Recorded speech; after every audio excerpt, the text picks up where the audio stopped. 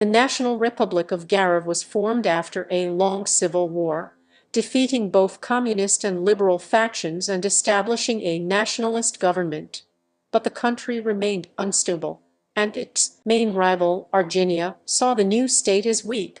As the strongest nation on the Armenian continent, Armenia tried to bring GRF under its influence by spreading vialism, a political movement Garovians viewed as a way to turn their republic into a puppet state.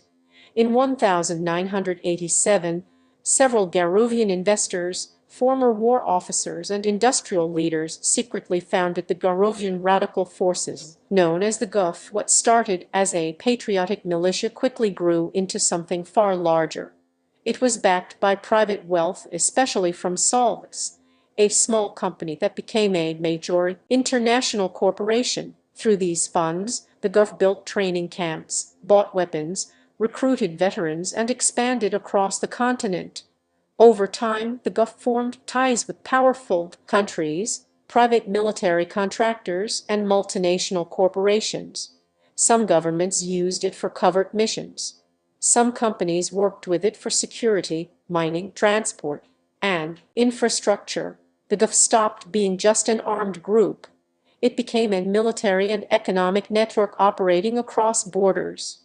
This made the GRF more powerful than many countries.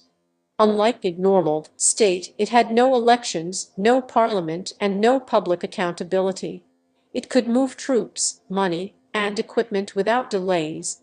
It recruited experienced fighters from many wars, used corporate revenue instead of taxes, and maintained bases in multiple regions.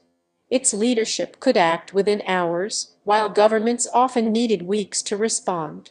Because of this, even though Armenia remained stronger on paper, the GRF became the more dangerous force. Armenia had a larger military, but the GRF could fight differently. It could sabotage infrastructure, fund opposition groups, launch covert strikes, and open multiple fronts through allied militias. It did not need to occupy a country to defeat it. It only needed to destabilize it. In 2008 of the Armenian calendar, corresponding to 2026, tensions between GRF and Armenia escalated again.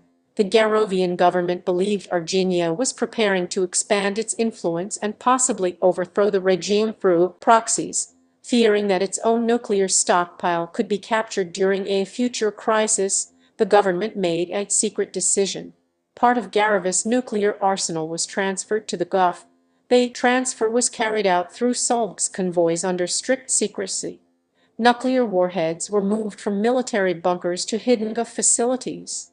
This made the Garovian Radical Forces the only global paramilitary force in the world to possess nuclear weapons. By then, the GRF was no longer simply GRF's ally. It had become a strategic power of its own. It controlled private armies, global finances, foreign alliances, and now nuclear deterrence. While GRF remained a country, the GRF became the force that ensured no foreign state, including Armenia, could ever dominate it again.